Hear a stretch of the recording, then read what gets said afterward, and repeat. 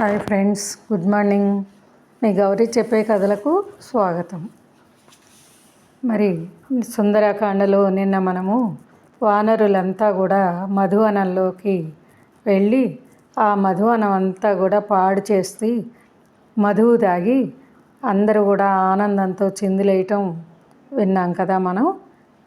అలాగా దదిముఖుడు బాధతో వెళ్ళి సుగ్రీవుడికి ఈ విషయం చెప్పటం మూలంగా సుగ్రీవుడు ఆలోచించి చాలా సంతోషించి, ఇంత హనుమంతుడు ఇంత తెలివి, శక్తి, దీక్ష ఉంది, కార్యం నెరవేర్చుకునే నేర్పు కూడా ఉంది, అందుకే ఏమాత్రమో సీతను చూసుంటారు, అందుకే వీళ్ళంతా ఆనందంగా గంతులేస్తున్నారు, లేకపోతే వీళ్ళు నా తండ్రికి బ్రహ్మ ఇచ్చిన మధువనంలో ప్రవేశించి ఉండరు అని అనగానే రాముడు లక్ష్మణుడు కూడా చాలా సంతోషించి వాళ్ళు ఇంకా హనుమంతుడు ఎప్పుడు వచ్చి మంచి విషయం చెప్తాడా అని చాలా తొందరపడుతున్నాయి మా మనసులు, వారిని రమ్మని చెప్పు అని దదిముఖుణ్ణి పంపేస్తారనమాట. ఇంకా వెంటనే రామలక్ష్మణులకి శరీరాలు పులకించిపోతూ ఉంటాయన్నమాట ఈ విషయం విన్న దగ్గర నుంచి. మరి సుగ్రీవుడు ఇలా విషయం విడమర్చి చెప్పేసరికి దదిముఖుడు చాలా సంతోషించి మరి సుగ్రీవునికి రామలక్ష్మణులకి నమస్కరించి వచ్చినప్పుడు ఎంత వేగంగా వచ్చాడో అంతకంటే వేగంగా ఆకాశంలోకి ఎగిరి మరి పరివారంతో కూడా మధువనానికి వెళ్ళిపోతాడు. అతను మధువనం ప్రవేశించేటప్పటికి వానరులందరికీ కూడా ఎక్కిన మత్తు దిగిపోయి ఉంటారన్నమాట. దదిముఖుడు వెంటనే అంగదుని దగ్గరికి వెళ్ళి నమస్కరించి, యువరాజా, నిన్ను అడ్డగించినందుకు మా మీద మీరు కోపం తెచ్చుకోవద్దు. మరి నా పరివారం తెలియక మిమ్మల్ని కొద్దిగా అడ్డగించింది. మరి నువ్వు యువరాజువి కదా, ఈ వనానికి అధికారివి, తెలియక మేము తప్పు చేశాము, మమ్మల్ని క్షమించు అని చెప్తాడన్నమాట. అందుకని తర్వాత మీరు ఈ మధువనంలో ఇలా చేసినందుకు మాకు ఏమీ కోపం కూడా లేదు, మిమ్మల్ని అందరినీ త్వరగా పంపించమని నన్ను తొందరపెట్టి పంపారు అని చెప్పుకుంటాడనమాట. అది విని అంగదుడు వానర యోధులను చూసి, మన సంగతి రాముడికి తెలిసి ఉంటుందనే నా అభిప్రాయం, వెళ్ళిన పని చేసుకోవచ్చాం కనుక మనం ఇక్కడ ఉండడం ఇంకా మంచిది కాదు, మన వాళ్ళంతా మధుపానం చేసి బాగా విశ్రమించి ఉన్నారు, ఇక మనం సుగ్రీవుని దగ్గరకు వెళదాము, మీరంతా ఏం చెప్తారు, మీరు చెప్పినట్టు చేయవలసిన వాడినే కానీ నేను స్వతంత్రుణ్ణి కాను, నేను యువరాజునైనా మీకు ఆజ్ఞ పెట్టడం తగదు ఈ విషయంలో అని అంటాడనమాట అంగదుడు.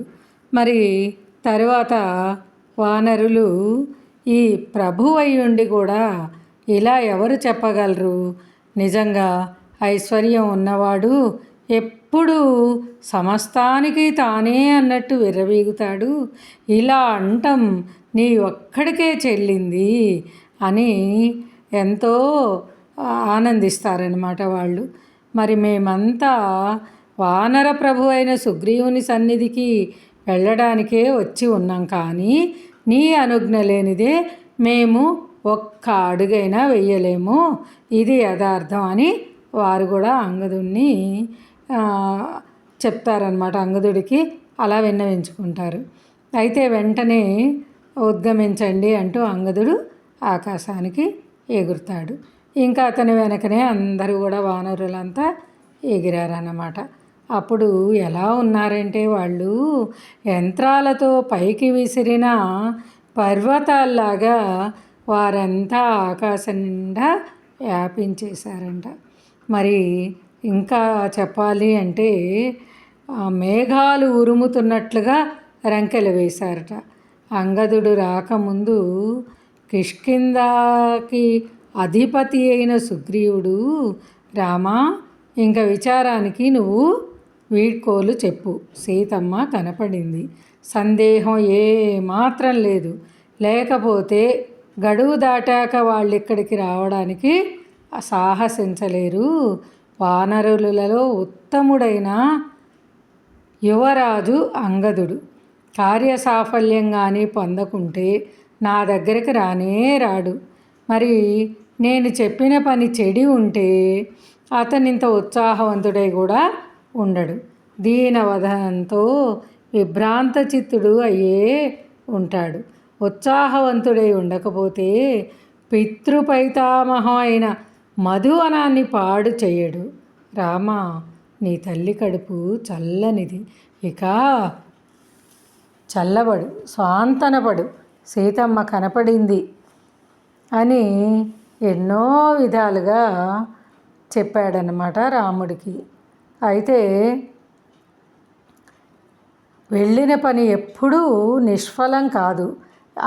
అంగదుడు, హనుమంతుడు, జాంబవంతుడు మరి వీళ్ళంతా గొప్పవారే.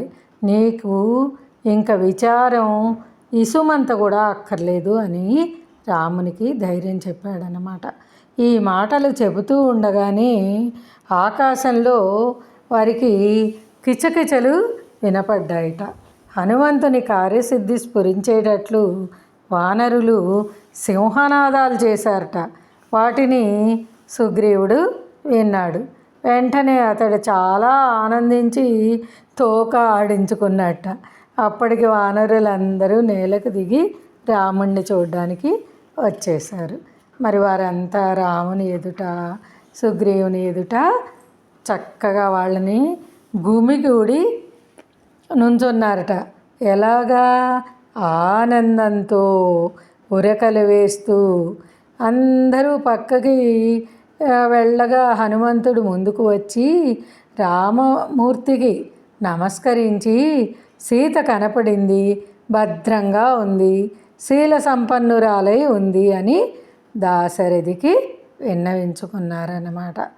అది విని హనుమంతుడు తప్పకుండా కార్యం సాధించుకు వస్తాడని నమ్మి ఉన్న సుగ్రీవుడు, లక్ష్మణుడు ఆనందభరితులై హనుమంతుని కేసి ఆదరంగా చూశారట. రామచంద్రుడైతే అమితంగా ఆనందించి హనుమంతుణ్ణి ప్రీతిగా గౌరవంగా చూస్తూ ఆలింగనం చేసుకున్నట్ట. మరి చూసారంట్రా, అస్సలు ఏదైనా ఒకటి సాధిస్తే అది వారికి చెప్పడంలో ఎంత గొప్పగా ఉంటుంది. మన పిల్లలు చూడండి, ఏదైనా ఒక ఎగ్జామ్లో కానీ లేకపోతే ఇంటర్వ్యూలో కానీ ఇంకేదన్నా కానీ సాధించుకొస్తే ఎంత ఆనందంతో పరుగులు పెట్టుకుంటూ వచ్చి చెప్తారు మనకి. మనం కూడా అంతే ఆనందంగా వారిని మరి దగ్గరికి తీసుకుంటాం కదా. అలాంటి పరిస్థితి అన్నమాట ఇది. శ్రీరామచంద్రుడికి ఆనందానికి అవధులు లేకుండా ఉన్నదన్నమాట. మరి అయితే ఇంకా తర్వాత ఏం మాట్లాడుకున్నారు అనేది మనము రేపు తెలుసుకుందాం.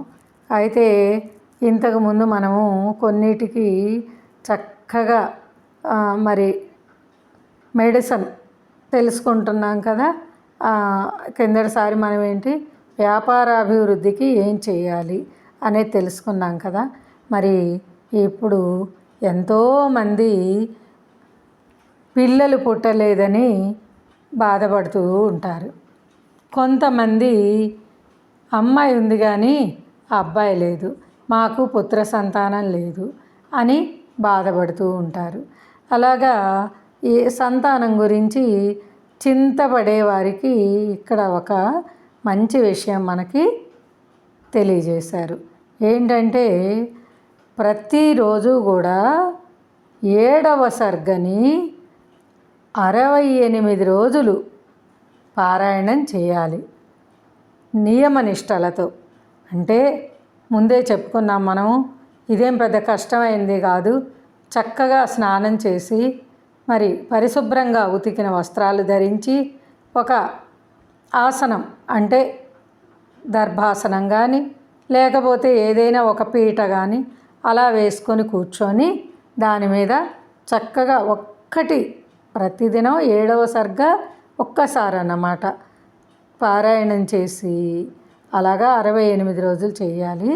పారాయణం అవ్వగానే ప్రతిరోజు కూడా మరి ఒక కొబ్బరికాయ కొట్టి అరటిపళ్ళని నైవేద్యం చేస్తే, ఇంకా మనకి ఏమైనా శక్తి ఉంటే కొద్దిగా తమలపాకులతో కూడా మనం స్వామివారి పాదాల దగ్గర ఉంచగలిగితే పుత్ర సంతానం కలగడం అనివార్యం అని మనకిక్కడ తెలియజేస్తున్నారు.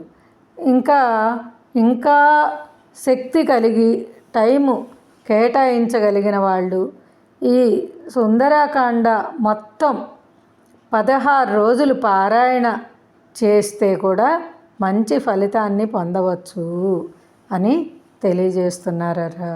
మరి ఇంత చక్కని మార్గాలు మనకి తెలియజేసినందుకు ధన్యవాదాలు తెలియజేసుకుందాము.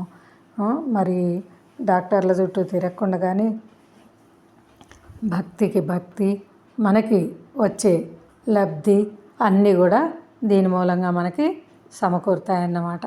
మరి మళ్ళీ రేపు కలుసుకుందామరా. మీ గౌరీ పూర్ణ. బాయ్.